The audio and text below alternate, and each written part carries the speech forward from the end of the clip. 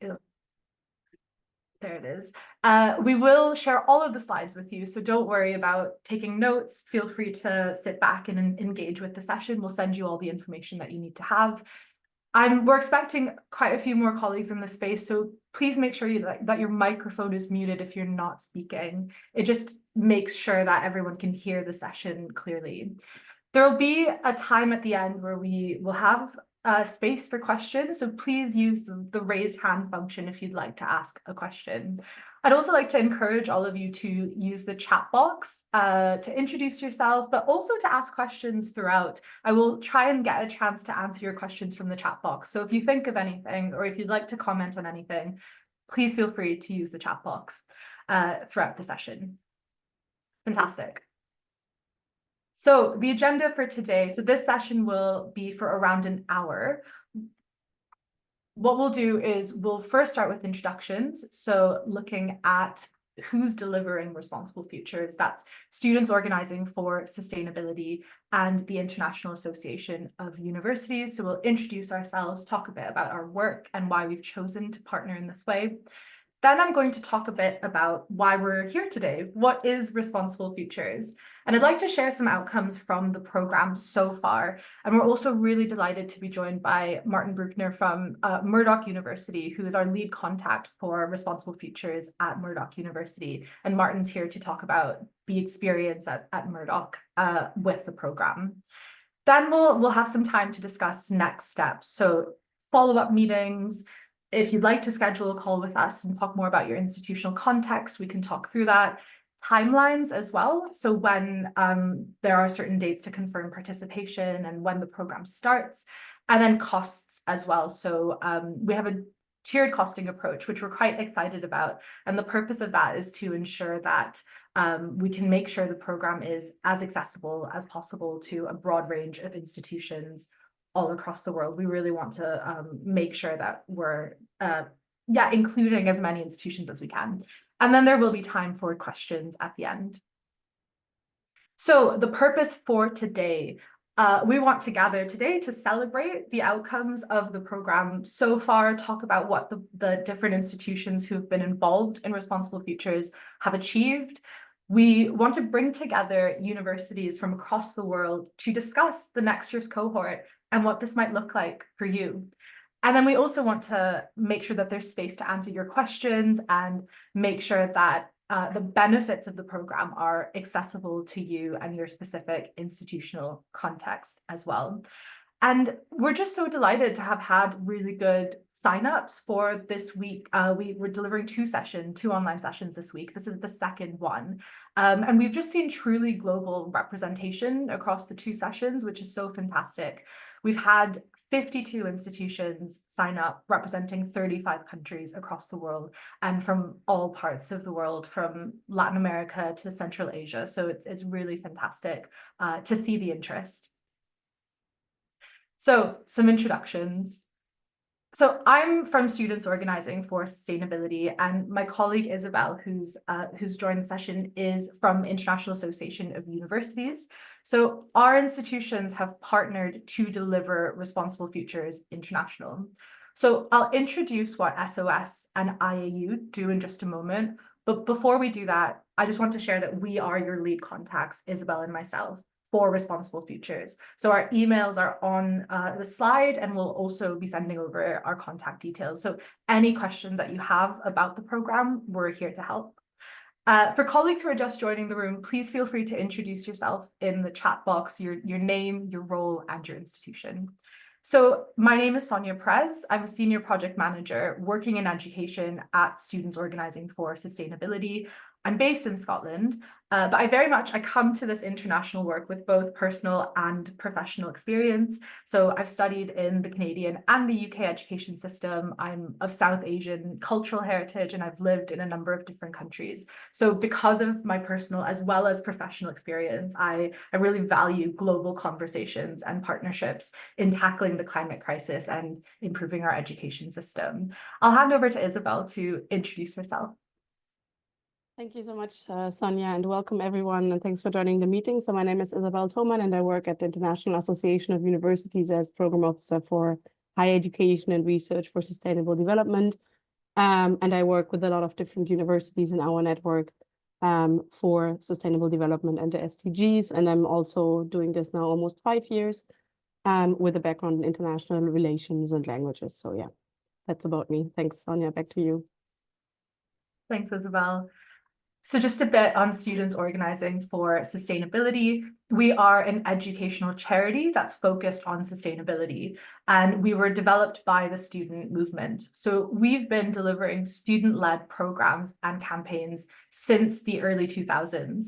And our focus is to support students to understand the challenges we're facing around the climate crisis and social injustice, but to also receive the kind of education that will support them to develop skills and attributes and competencies to take action and to be able to shape the future as well.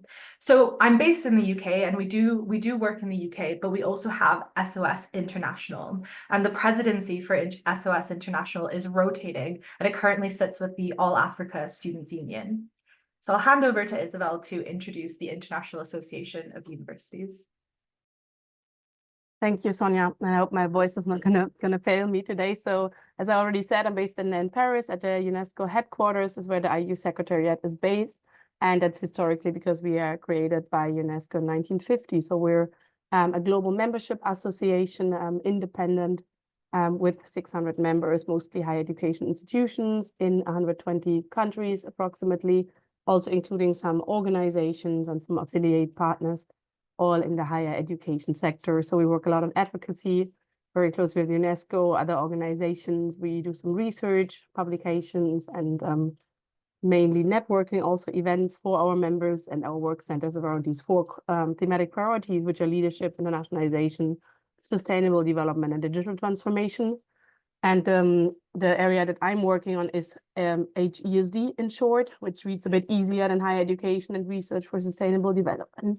And what we are trying to do is we are really trying to engage universities and other higher education institutions for sustainable development. We have created a network of good practices already in 2018, working on the SDGs. We have these expert exchanges, and I've also worked on 2 global surveys already to investigate how universities are working on sustainable development. So we really see this type of bringing people together, this approach based on partnerships as the key. And next slide, please, Sonia. I've just included a very quick picture here from one of our cluster meetings at the conferences and the international network. And we really feel from the IAU side, so that's why we were really thrilled when SOS approached us last year to do an international program for responsible futures. We really feel this is a unique engagement opportunity just because it's so holistic and it's bringing together different strings of work within an institutions. Because we definitely see the need to find more synergies, to have a really more concentrated effort for sustainable development and SDGs from higher education. So I think that's yeah, a bit from me, and I think I will hand back to Sonia so she can present the program a bit more. Thanks, Sonia. Thanks, Isabel. And yeah, just to reiterate, this partnership between IAU and SOS is really important to us, and we both really value the international side of this work as well as the ESD side of the work. So I'll continue with what is Responsible Futures? Why are we here today for this hour together? So Responsible Futures is, sorry, I'll just make sure everyone's muted. Responsible Futures is a whole institution approach to embedding sustainability, holistic sustainability across the curriculum in universities and colleges. And when I say holistic sustainability, I mean looking at social, economic, and environmental sustainability. So the program has been delivered in the UK for 10 years, and our international pilot began in October of 2023, so we're around halfway through. And we're launching the international program fully in October 2024, open to all institutions. So Responsible Futures is a supported change program and accreditation that works to put sustainability at the heart of student learning. So what the program does is it provides a framework and accompanying support to foster an enabling environment for staff and students to work together to embed sustainability in teaching and learning. There's a student-led audit, which also provides the institution with valuable feedback and recommendation and insights from students. And this audit also determines Responsible Futures accreditation, which is recognized globally.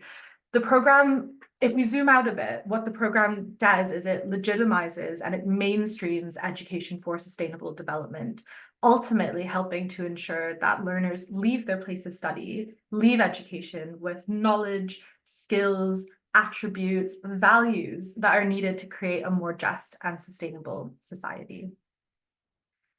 So Responsible Futures centers and progresses principles of education for sustainable development, or easier to say, ESD. So ESD is a process of learning and a type of education that is becoming more and more mainstream, which we're delighted to see. The United Nations does a lot of work around education for sustainable development, as well as national sector bodies across the world. So through Responsible Futures, we understand ESD as a process of education that focuses on ensuring graduates have the knowledge and understanding, skills and attributes needed to contribute positively to holistic sustainability and climate justice by integrating it in their curriculum. And really importantly, ESD and what we're trying to do with Responsible Futures is focus not just on what students learn, but how they're learning and the environment in which they're learning as well. And we believe that education for sustainable development is transformative, and it can and it should be used, and it is currently being used to support the systemic changes we need to realize climate justice, as well as progress approaches to decolonizing and decarbonizing education. So this is very much the key focus of Responsible Futures. So just a bit on the international pilot. So as I mentioned, we launched in October of 2023, and we invited a number of institutions to join the pilot to play a leadership role in shaping what the program looks like with us. And that's really important because that means that the Responsible Futures International isn't just coming from IAU and SOS, but rather it's been designed and shaped by institutions who are on the ground delivering this kind of education, which means it's fit for purpose and can work in different institutional contexts.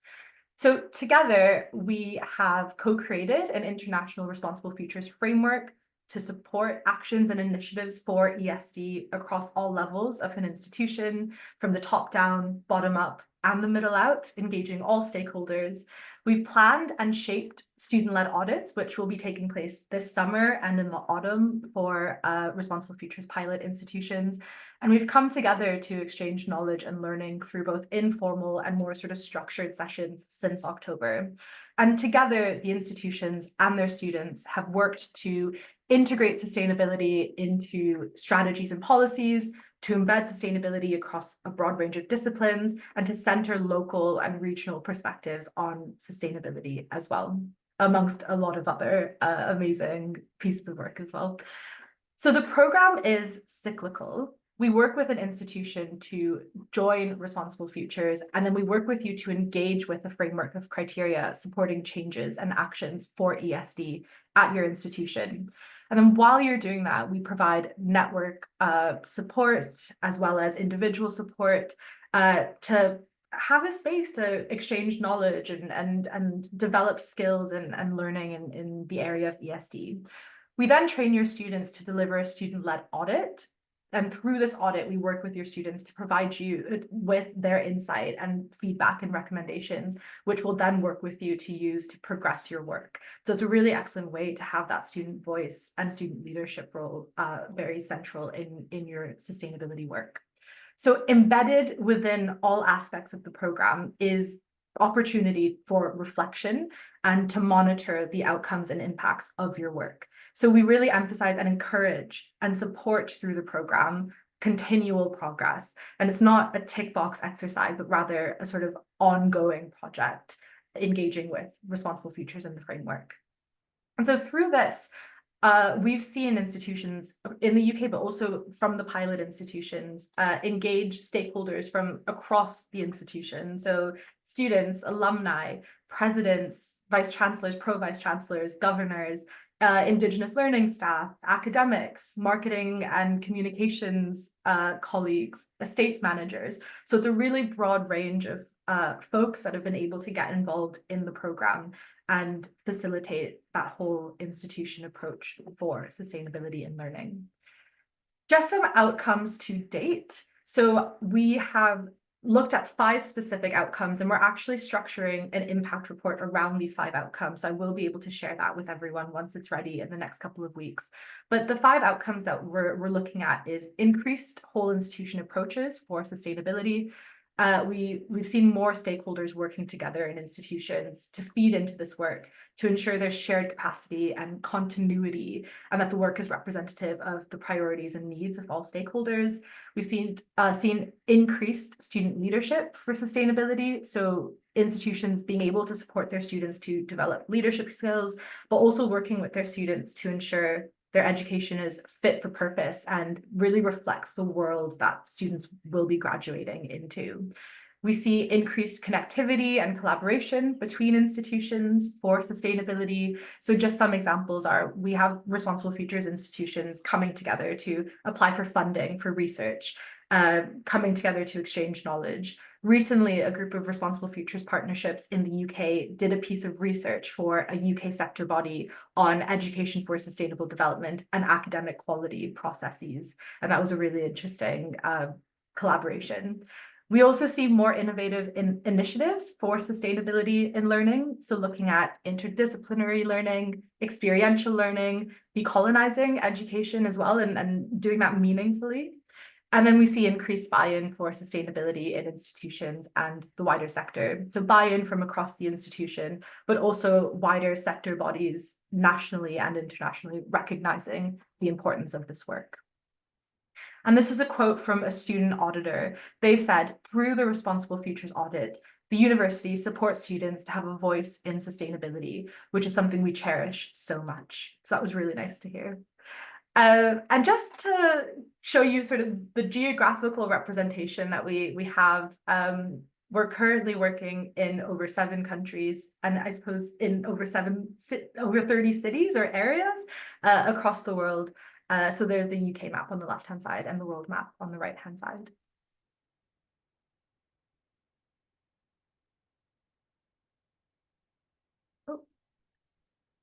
And just some key figures to date. So over the past 10 years, we've worked with 48 institutions reaching nearly 1,100,000 students globally. We've worked with students to deliver 50 student-led audits. We've worked with institutions and their students to take over 3,000 actions and initiatives for ESD. We've worked with over 200 student auditors leading these audits, and we've facilitated over 70 network learning events and meetings, bringing together staff and students from various institutions across the world. So just a bit more from me before I hand over to Martin to talk about Murdoch's experience. I want to share a case study from Manchester Metropolitan University, located in England. And I find this a really interesting case study because it really demonstrates how a whole institution approach can be facilitated through the program. So in 2022, Manchester Metropolitan University developed their leadership and sustainability strategy, which commits the university to embed climate change education and ESD in all courses by 2026. So what was really interesting about this process is Manchester Metropolitan University did a lot of work to engage a range of different stakeholders across their institution, from students to staff and beyond, to ensure that their voices and priorities were embedded in the sustainability strategy. So what they did was they delivered sustainability training to 100 senior colleagues, which strengthened support for the strategy. They delivered interactive workshops open to all students, conducted surveys to really collect feedback and understand what the key sustainability priorities should be. And they also delivered very specific student-led campaigns to engage students on developing this strategy. And so what they've said is the Responsible Futures program has been valuable in providing a framework to encourage action on embedding sustainability across the institution and in catalyzing support from the partnership to enable this. So we have lots of different case studies. I've chosen this one to kind of communicate that whole institution approach of the program. But if you're interested in accessing other case studies, we have some interesting ones on pedagogical approaches that institutions have done, on network learning. In the impact report, we'll have all of that outlined, but do get in touch if there's anything in particular that you're looking for. So what I'll do now is hand over to Martin Bruckner, who is Pro Vice Chancellor for Sustainability and Associate Professor in Sustainability at Murdoch University. And Murdoch University is a pilot institution and playing a leadership role in shaping the Responsible Futures International Programme with us. So I'll stop sharing my screen and you should be able to share your screen, Martin. Hey. Well, good afternoon, everyone, and thank you, Sonia, for the introduction, and thank you for the invitation. I hope everybody can see the presentation. Can you just confirm that? Not yet. Okay, I have to press. Oh yeah, we can see it. It's in the sort of note sharing mode though. Okay, let me swap the displays. Is that better? Yeah, that's perfect. Yeah. Okay. I was asked to spend about 5 minutes with you to share Murdoch's experience with SOS thus far. A bit of background. Murdoch University, a year and a half ago, released a new strategy from 2023 to 2030, which commits the university to a new approach where it places its emphasis, and this is in the areas of equity, diversity, and inclusion, First Nations, and sustainability. And each strategic theme, if you like, has its own Pro Vice Chancellor. In my role, I have carriage of a whole raft of sustainability goals. Many of them are operational in nature, relation to waste, energy, transport, and the like, but also branch into teaching and learning, research, engagement, and overall questions of governance. And when we were approached by SOS to consider participation in the Responsible Futures project, we saw in it a perfect fit to what we were trying to achieve. And also, not just because there's a focus on sustainability, but there's also a commitment to decolonization and a strong social sustainability thrust within what the Responsible Futures framework does, which to us made perfect sense. And also simply because we want a staff and student-led approach to driving change on campus, inculcating, for instance, sustainability into our curriculum. We're currently mapping our curriculum against the UN SDGs and also trying to bring First Nations content and EDI considerations into what we teach, both in the formal and informal curriculum. So these three fields, we also see them as very interrelated, as there's a lot of overlap between sustainability and First Nations knowledge systems. And on the social sustainability side, it's very much about equity, diversity, and inclusion. And what we're trying to foster are mindsets that bring about compassion for the problems of the day, develop competence around those areas, and care in the sense that people will take action based on enhanced cognition of things. For us, the biggest challenge, and I told Sonia that at the time, would be how do we achieve student buy-in? In Australia, we don't have compulsory student union membership, so it's entirely voluntary, which also means that very few students are actually organized through the formal student guild or student union, if you like. Also, with the digitization of higher education, online content, and COVID, also meant that we had less face-to-face student contact in recent years. We're only now trying to repopulate our campus, and it's still work in progress. And when I approached the student union, what do you think about SOS? Is this something we should be participating in? There was great support in theory, but the immediate question was, well, what's in it for the student? And that kind of was a nut for us to crack, and something we tried to work on. So our solution, and this is what I want to talk about in the next few minutes, is Bujadjena Bidi, which is a Noongar word for leadership and citizenship pathway. If you like, the other name for that is Murdoch Metal. The idea being that through a series of co- and extracurricular activities, we bring about compassion, competence, and ultimately care to our students, and instill these kind of values in student mindsets to bring about graduates at the end of the day that become active citizenships active citizens who work then towards positive change. That's the idea. That's our quest. That's our commitment. Now, the way we structured this is, if you like, a 3-tier structure where students engage in different types of activities. Awareness raising, that could be allied training, this could be an introduction to Indigenous knowledge systems, this could be an introduction to broad sustainability topics, which gives them a bronze level certification. So this is a piece of paper at the end of the day that would, in addition to their formal transcript, attest to the attainment of additional competencies and skills.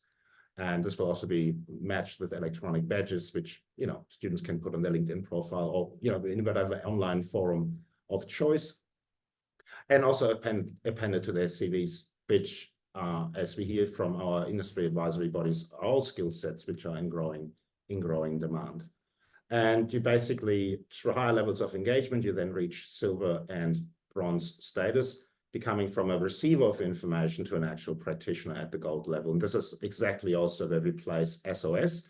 So we're using the Budget Diabetes certificate as a recruitment tool, as a carrot, if you like, to get students enthused to participate in the Responsible Futures project, because it is time intensive and it requires quite a commitment on the side of students. There's a lot in return that they get. There's a fantastic coaching program that students can be part of. They get access to an international student community of like-minded individuals. All of that is fantastic. But to also honor that, this will be noted on the transcript, and they get a certain amount of points. And we're even considering potential payment to compensate students for their time, depending on their level of investment, specifically for First Nations participants. This is something of particular interest. The first cohort will be a group of students who are recipients of our strategic theme scholarships. So each high school within Western Australia can nominate 1 student per year, who would then be in receipt of a scholarship for Merrick University. We have in the first round a pool of 53 students who have now just joined us a few weeks back on campus. And we take that as a leadership cohort, and we'll have an informal gathering in a week's time to actually explain the certificate, because the ins and outs still need to be worked out as to what do you need to do for bronze, silver, and gold, and we will embark on a co-design process for that. And out of that group, hope to recruit our first group of students who will then take ownership of SOS for 2024. If there are any questions, I'd be happy to field them. Otherwise, I'd be also happy to hand back to Sonia. Thanks so much, Martin, for sharing that. I think that's such an interesting example of just the different types of innovative ways that institutions engage with their students through the program. So really appreciate that you've come along to share that. What I'll do is I'll go back to sharing my screen, and then we'll do questions in about 10 minutes just to ensure that we can talk through a few more things. Great. Okay, thank you so much, Martin. So I'll continue. So what are the next steps? So you've heard about what Responsible Futures is, what it's been doing for the past 10 years. You've heard from Martin to talk about the Murdoch University experience, engaging students through Responsible Futures and through that really exciting Pathways program. So what now? What can you do if you think your institution could benefit from the program? What are the next steps for you? So I'll hand over to Isabel to talk through the timelines, just with key dates for you to keep in mind. Thanks so much, Sonia, and also thanks to to Martin for sharing the example from Murdoch University. So the first step, obviously, is that you've joined this meeting and that you're just learning about the program and what it could look like at your institutions. And what we're going to be doing next is we're going to be sharing with you the recording, the presentation, and we're going to follow up individually as well, and possibly having individual meetings with more colleagues or different colleagues at your institutions. But the deadline we set approximately is the 6th June for expressions of interest. We have set it a bit earlier than last year, also the info sessions, because we have gotten the feedback from the current group that it takes a bit more time internally at universities to go through the approval process of participation in such a program. And really definite participation confirmation we would need to have by mid-August, because the next cohort would start its work in around October, with probably the first big online meeting We're really also flexible, of course, and we're aware that not everyone has the same semester dates. So we're really trying to work around that as well. We will probably celebrate, we will have an event for the current group at the IAU International Conference in Tokyo at the end of November. So this is sort of then concluding the first year, but I think we will in parallel already start with the next group. And then throughout the next months, we will have these workshops and networking sessions and support sessions. So what we've done for the current group is we had a big meeting in October, then we had in December again meetings, and then also after almost the break, we just had one yesterday with the international group where they were really exchanging their experiences and then working in smaller groups, etc. So we will do a mix out of meetings with smaller groups and bigger groups throughout the months. And then sort of the goal we would be working towards is the student-led audit. So it's really working towards a process that takes stock of approximately the 10-12 months that the university has been working with Responsible Futures, looking at what has been being done and where maybe there needs to be a bit more attention put to some areas. And that could happen anytime between May and September 2025. So Sonia showed earlier the cycle slide. And then it's, of course, the possibility to then again continue in the program. So it's not something that we see as one-time thing, but as a continuous process that might also go over a few years as well. So that's just for you to know how it would look like. And I think I'll hand back to Sonia. Thanks, Isabel. Yeah. Yeah, just a few points to add. So in terms of the individual meetings, we want to encourage you to do this. So if you'd like to meet with Isabel and myself, we're mindful that there's varying context, capacity, resources in each institution. So we would love to learn more about your institutional context and talk about how the program can support you. We have a broad range of institutions with varying resources, capacity, and context that engage with the program. And the program is designed to not be prescriptive, but rather to be a way for you to embed sustainability in learning in a way that makes the most sense for you. So it's not at all prescriptive, and we can sort of adapt it to different institutional contexts. I think that's mostly what I wanted to talk through in this bit. So what I'll do now is I'll talk a bit about program costings. So we've developed a tiered approach to costings, and there's a couple of reasons for this. So we want to make sure, and I mentioned this earlier on in the session, that the program is accessible to institutions with varying resource and capacities. So we don't want it to just be that an institution that is in good is financially, stable, for example, can take part. We want to ensure that there's a broad range of institutions that can access this program. We also are introducing tiered approach to costings because we want to address the global power dynamics in our mission to create a sustainable and just education system and world. So address history and that kind of context that is so important and really has an impact in the way that our countries exist, or the way that our education is delivered in certain national contexts. And then lastly, to cover delivery costs. So we are a charity, so any costings is purely to cover staff time delivering the program. It's completely not for profit, and it just looks at covering staff time. So I'll go through the different tiers. And I want to add that this is self-selecting. So we are asking institutions to look through the criteria and to decide for yourself which tier is the most appropriate for you. And of course, we're here to support and help and answer any questions, but we want it to be a sort of reflective self process. So the first tier is for a low-income country or a country currently experiencing significant or social political instability, or a country that has no, or an institution that has no endowment funds, or might be experiencing financial instability. So we're looking for you to look through these criteria and see if there's one or more of these criteria that applies to your institution. Then we have tier 3, which is for a high income country, an institution with endowment funds, a private institution perhaps, or an institution with generally stable finances. So again, you might find that you have one or two from the criteria from each tier. And we've also created a middle tier. And so this tier exists for institutions that might exhibit criteria from both the low and the high tiers. So for example, a financially stable private institution in a low income country that might be experiencing political instability, or an institution in a high income country that is experiencing financial instability or might not have a very big budget for sustainability or international work. And then we also have, sorry, some of my animations, we have subsidized membership. And so this is a rate that's available for institutions who would benefit from the program, but who have financial barriers to preventing their registration. And we have a number of places for this. So if you are interested, we'd be very keen to chat with you. And just generally, overall, we're open to discussing this further to ensure the program is accessible to you and your institution. So if you do have any questions, don't hesitate to get in touch.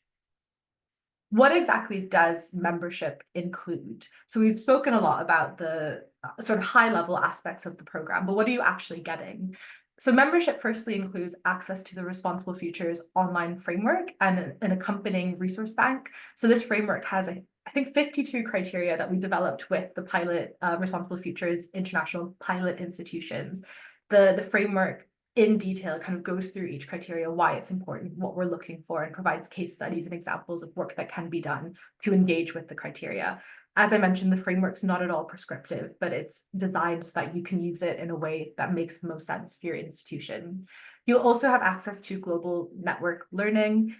We have, as Isabel and Martin both mentioned, we have regular informal catch-ups where we have small groups come together to exchange knowledge and experiences, to share, to celebrate exciting initiatives, but also to have a talk about things that might be challenging and to get some advice.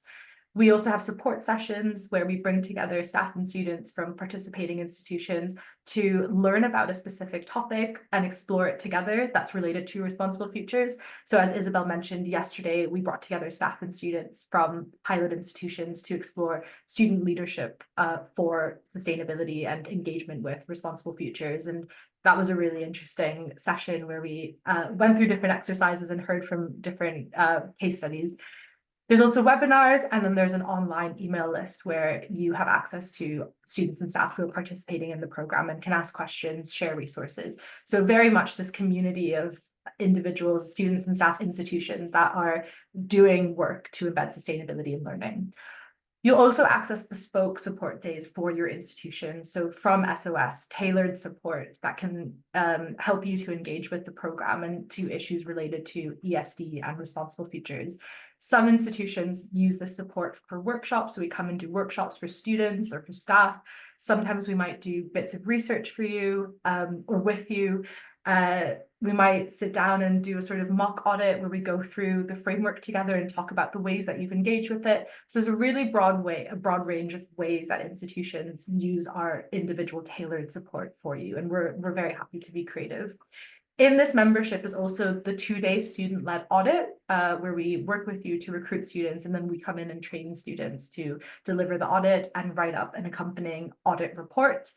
And then it also includes a Responsible Futures accreditation, which is subject to your audit results. And then, of course, ongoing SOS and IAU ad hoc support. So any support you might need throughout the year is included. So before we get to questions, I want to just say we will follow up with resources. So you'll receive this session recording.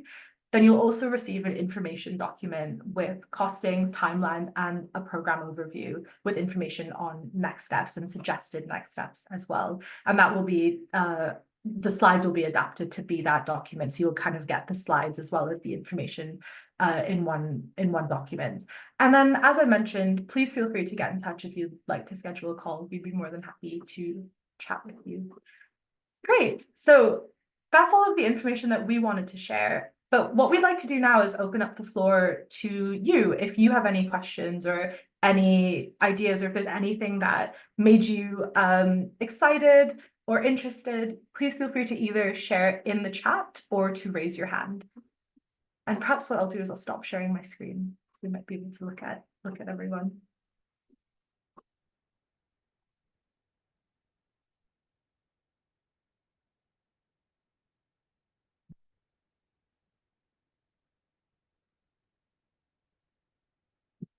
I suppose a question we've been posing to participants as well is who perhaps at your institution might be best placed to take this work forward, or what kinds of opportunities exist at your institution to take part in the program.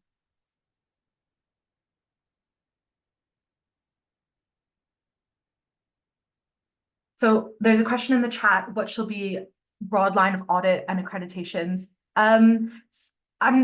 I'll give you a bit of an overview, and I hope I'm answering your question, but essentially the audit is a 2-day audit where we train students, your students, to firstly understand key concepts around sustainability and the role of education in realizing sustainability. And then we work with students to take part in 3 specific audit activities. So the first one is documentary evidence review, where they look at evidence you've submitted to show how your institution's engaged with the Responsible Futures framework. So that really supports students to develop critical thinking skills, analysis skills, and then another part of the audit is interviews, where we work with students to come to interview staff and students who have been involved in Responsible Futures. Sometimes it might be the president or the vice chancellor, or it could be an elected student representative. So anyone who's been engaged with the program, students develop questions and interview them. It's a really interesting process where students get a lot out of it and feel like there's a really interesting dynamic between them and their educators.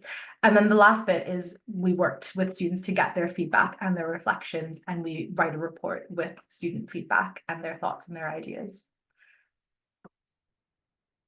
And then, sorry, just to add as well, there's we through that audit, we're able to determine Responsible Futures accreditation because the framework has associated scores for each criteria.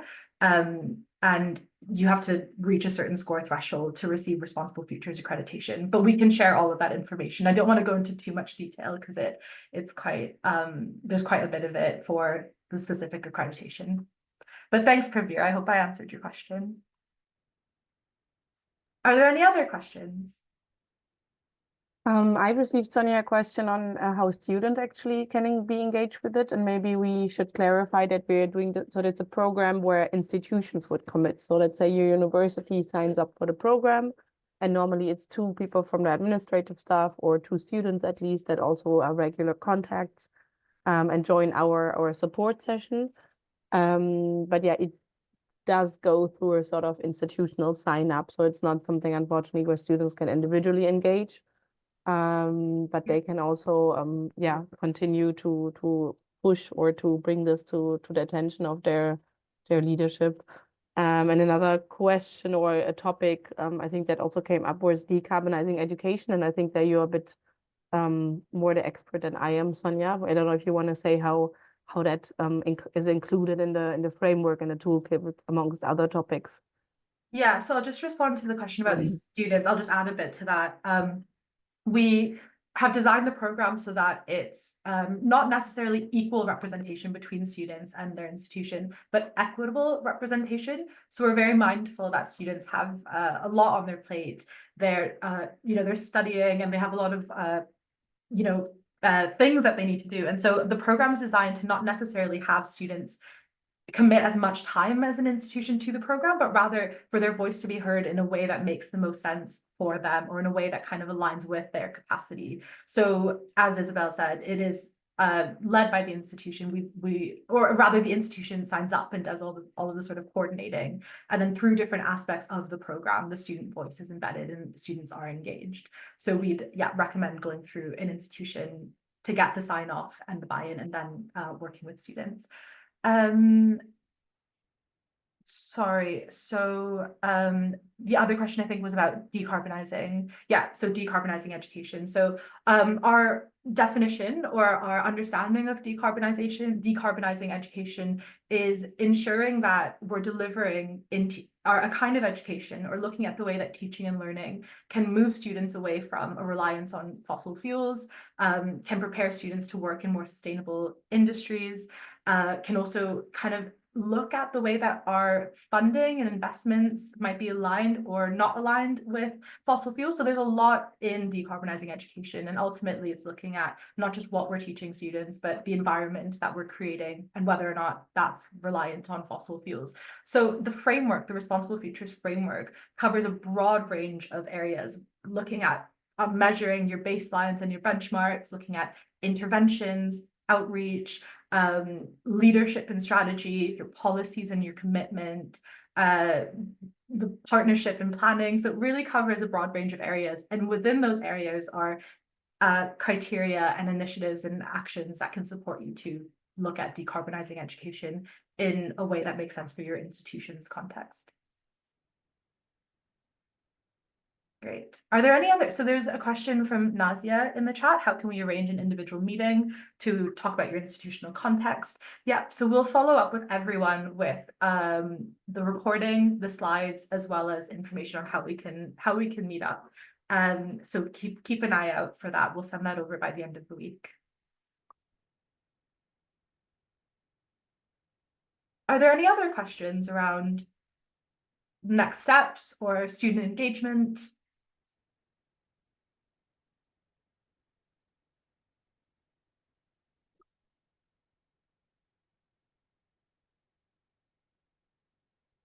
Perhaps, does anyone have any initial ideas on opportunities at your institution or areas where Responsible Futures might fit or could sit? I'd love to hear if you have any initial ideas. Great. I'm glad it's clear.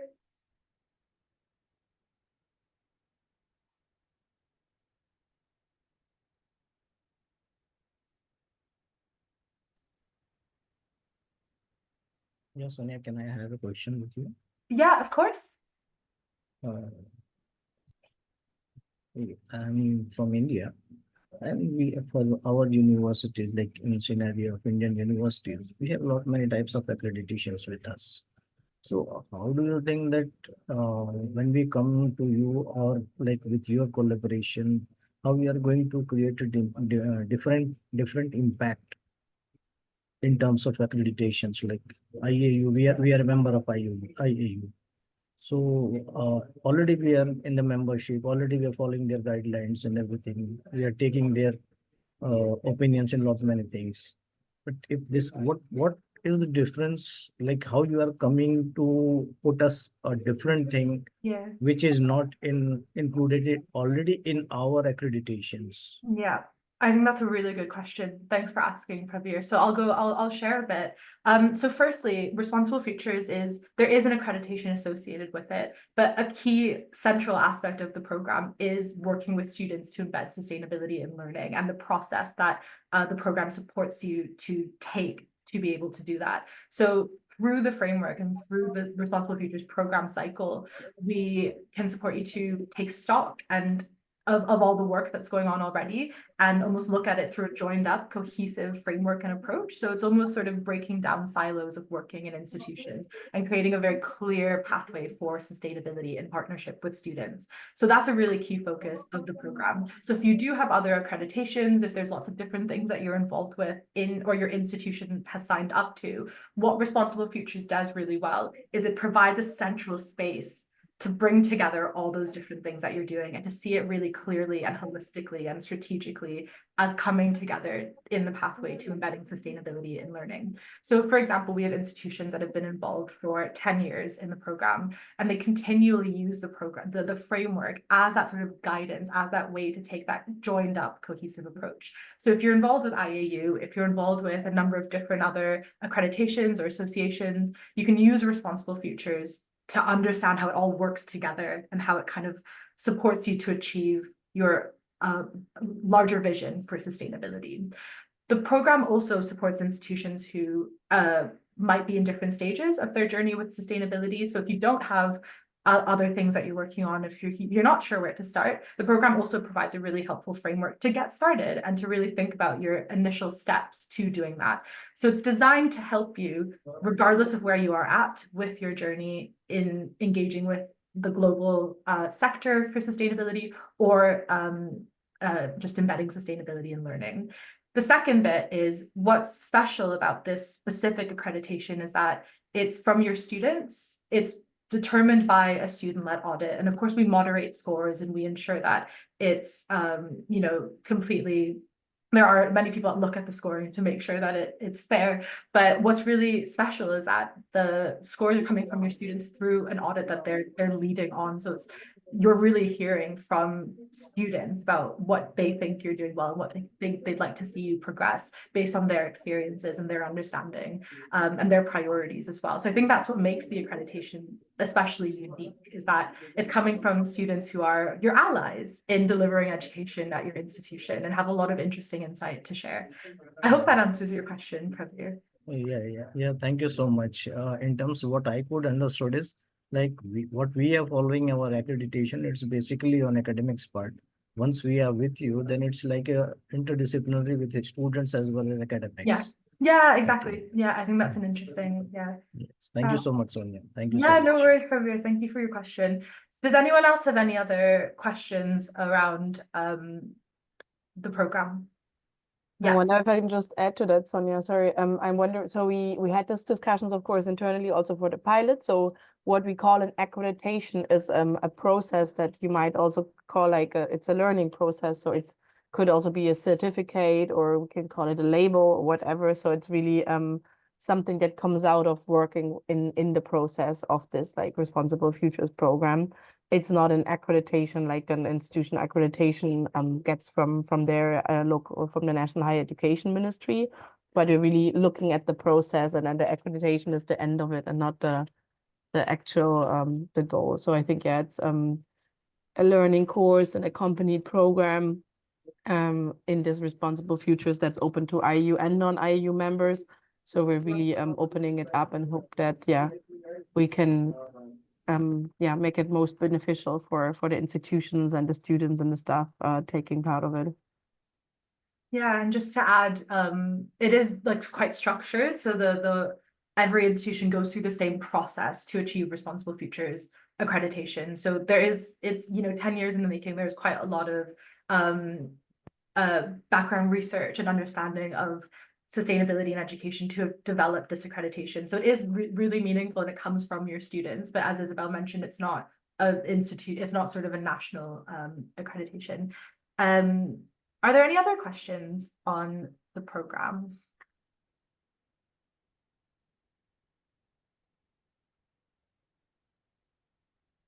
Great. Okay, so we've had a few people in the chat say that it's clear and that you just at this point are wanting to access the recording and the slides. So we'll make sure to send all of that over by the end of the week. But otherwise, thank you all so much for joining. It was really lovely to spend this hour with you to talk through the program. If you have any questions before we send over any further information, do get in touch. But otherwise, hope you have a wonderful day, evening, afternoon, wherever you're joining from and your time zone. Thank you all so much. Bye. Thank you. Bye.